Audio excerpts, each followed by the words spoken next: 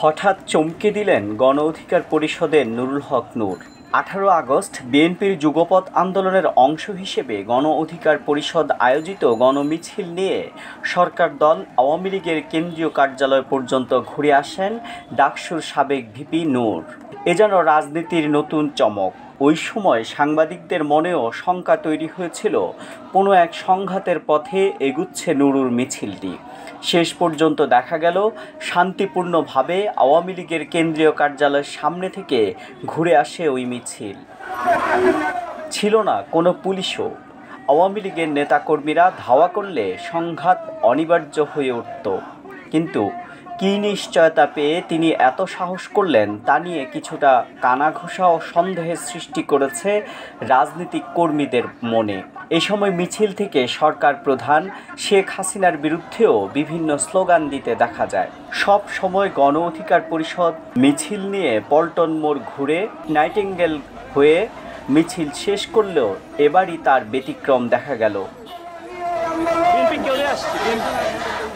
দ্বিতীয় চমক হলো, যে নেতার কারণে গণ অধিকার পরিষদের ভাঙন তৈরি হয়েছে বলে গণ অধিকার পরিষদের একাংশের দাবি, সে নেতাই ছিলেন মিছিলের একেবারে সামনে, তিনি বিপ্লব কুমার পোদ্দার। মিছিলে অংশ না নিলেও মিছিলের বাইরে থেকেই দিক নির্দেশনা দিয়েছেন তিনি। আবার সমাবেশে সাইদিকে নিয়ে মাতিয়ে তুললেন ওই নেতা। মুসলিম নেতারাও এতটা পারেননি যা পেরেছেন বিপ্লব কুমার পোদ্দার। যেভাবে বিসমিল্লাহ আর আল্লাহ হাফেজ বলে বক্তব্য শুরু ও শেষ করেন, তাতে ওই নেতার কর্মকাণ্ড প্রশ্নের জন্ম দেবে পুরোদমে যে কারো মাঝে। উদারতার পরিচয় দেওয়ার জন্য মুসলিম নেতারাও তাদের বক্তব্য রামকৃষ্ণের নামে শুরু ও শেষ করবেন কিনা এমন প্রশ্নের উদ্রেক করেছে সমাবেশ থেকে। দেশ আজ দুই ভাগে বিভক্ত।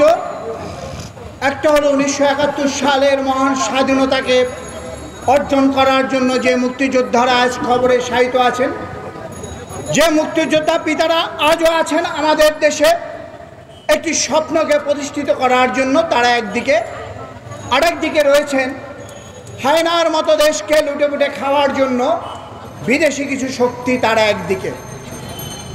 এখন আমার প্রশ্ন হলো, আমরা বাংলাদেশের মানুষ কোন দিকে যাব? আমরা বিদেশি শক্তির দিকে যাব নাকি বাংলাদেশের রক্ষার জন্য থাকব? একজন মানুষ মৃত্যুর কয়েক ঘন্টা আগে হাসপাতাল থেকে যখন তাকে আরেক হাসপাতালে নেওয়া হচ্ছে, মৃত্যু যখন অবধারিত, তখনও তিনি হেসে গলে যান, মানুষের কাছে বিদায় দিয়ে যান, আমার মৃত্যুর পরেও আমার হাসি মুখটা তোমরা দেখো। তাকে হসপিটালে ভর্তি করা হলো। হাজার হাজার লক্ষ লক্ষ মানুষ রাতের নিস্তব্ধতা ভেঙে হসপিটালের সামনে গেল। আর তখন বাংলাদেশ বর্তমান সরকার তার একটি নাটক মঞ্চস্থ করার জন্য সেখানে সন্ত্রাসের অবতারণা করলেন। আর এই সমস্ত অন্যায়ের প্রতিবাদ করার জন্য এই মশিউর মাহফুজের মতো কিছু দেশপ্রেমিক উন্মত্ত ছাত্র নেতারা, বর্তমান গণ নেতারা মুখোশ উন্মোচিত করার জন্য ভিডিওতে তৎকালীন অবস্থা তারা পরিচালনা করলেন। আর এরই প্রতিবাদে কার জন্য করলেন? এমন একটি ব্যক্তির জন্য করলেন যে বাংলাদেশকে বিশ্বের বিভিন্ন দেশে পরিচয় করিয়ে দিয়েছে। কার জন্য করলেন? যার মৃত্যুর পরে এই বর্তমান পুলিশ বাহিনী, যে আপনার টাকায় আমার টাকায়, আপনার বাবার টাকায় আমার বাবার টাকায় চলে, সেই পুলিশ গায়েবে জানাজা বন্ধ করে দিয়েছে, কিন্তু পৃথিবীর মানুষকে বন্ধ করতে পারেনি। একমাত্র ব্যক্তি যার জন্য এই প্রথম পৃথিবীর বিভিন্ন দেশে গায়েবে জানাজা হয়েছে, একমাত্র ব্যক্তি লাঠি গুলি টিয়ার গ্যাসের সামনেও সে কান্না যত কণ্ঠে বলেছে, তোমার মৃত্যু এমন ভাবে যেতে দেব না, আমি হয়তো থমকে আছি, এর প্রত্যেকটি হিসাব আমরা আজ হোক, কাল হোক, পরশু হোক, ইনশাল্লাহ আমরা নেবই। মাননীয় প্রধানমন্ত্রী ৭৫-এর 15ই আগস্টের পরে যারা আপনার ট্রাকের উপরে নেচেছিলেন, গিয়েছিলেন, হত্যার পরে মিষ্টি বিলিয়েছিলেন, তাদেরকে সরকারে নিয়ে সরকার পরিচালনা করছেন। কালকের যদি গতি টলমলো হয়, কালকে আমার ভাই জয় যদি আপনাকে জিজ্ঞেস করে, আম্মু তোমার অপকর্মের জন্য আজ আমার আমেরিকা থেকে পালিয়ে বিভিন্ন দেশে পালাতে হয়, তুমি এটা কেন করলে? হাসিনা, এই প্রশ্নটি যদি পারেন আপনি নিজেকে করবেন, এখনো সময় আছে।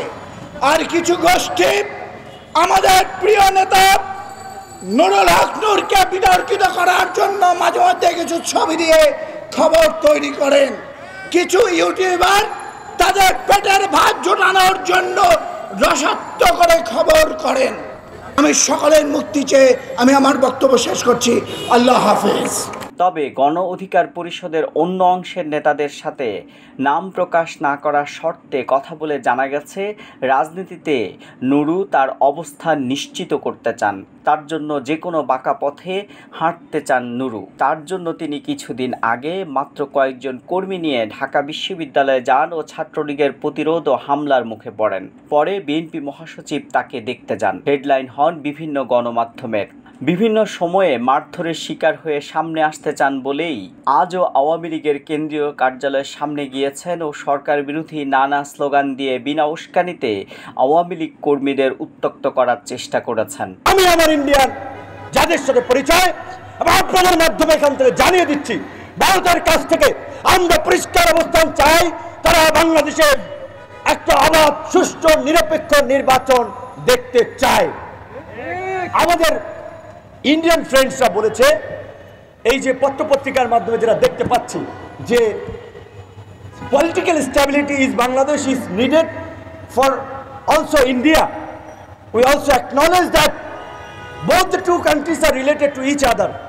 If any country actually rise up political instability, it will hamper its security, sovereignty. We also acknowledge, but তোমরা বারবার বাংলাদেশে তোমাদের দালাল চাটুকার দাবিদার সরকার প্রতিষ্ঠা করতে চাবা। We will not accept this. আমরা পরিষ্কার করে বলেছি যে আজকে ভারতের সাথে আমরা বন্ধুত্বপূর্ণ সম্পর্ক চাই। সবচেয়ে বর্ডার শেয়ারিং কান্ট্রি, সীমান্তবর্তী দুটি দেশ, কিন্তু ভারতকে আমাদের প্রতি ন্যায্য বিচার করছে না। আমরা বারবার বলেছি সম্পর্ক কখনো একপাক্ষিক হয় না। এর আগে 17 আগস্ট জাতীয় পার্টির মহাসচিব মুজিবুল হক চুন্নুর সাথে বৈঠকের পর খবর বেরোয় তিনি লাঙ্গল প্রতীকে নির্বাচন করতে চান। একদিকে বিএনপির সাথে তাল মিলিয়ে সরকার বিরোধী কর্মসূচি পালন করছে, অন্যদিকে জাতীয় পার্টির সাথে তাল রেখে আগামী নির্বাচনে দূর থেকে আওয়ামী লীগের আস্থাভাজন হতে চাচ্ছেন বলে রাজনৈতিক মহলে গুঞ্জন রয়েছে। কেননা তার নিজের দল নিবন্ধন না পাওয়ায় আগামী নির্বাচনের প্রস্তুতি হিসেবেই লাঙ্গলকে প্রতীক হিসেবে বেছে নিচ্ছেন। যদি সরকার পতন সম্ভব না হয় বা বিএনপি নির্বাচনে না যায়, সেক্ষেত্রে যাতে আগামী নির্বাচনে অংশ নিতে পারে সেজন্য অপশন হিসেবে জাতীয় পার্টির কাঁধে সওয়ার হতে চাচ্ছেন ডাকসুর সাবেক এই ভিপি। আজকের শুধু জিএম কাদের নয়, চুন্নু ভাই নয়, যদি প্রয়োজন হয় আওয়ামী লীগের যারা বাংলাদেশের রক্ষার জন্য আমাদের গণতান্ত্রিক আন্দোলনের সাথে সামিল হবেন, নুরুল হক নূর তাদের সাথে মিটিং করে বিভ্রান্ত হবেন না। সেই জায়গা থেকে বলছি, জীবনের পরোয়া নিয়ে আমরা রাজনীতি করি না।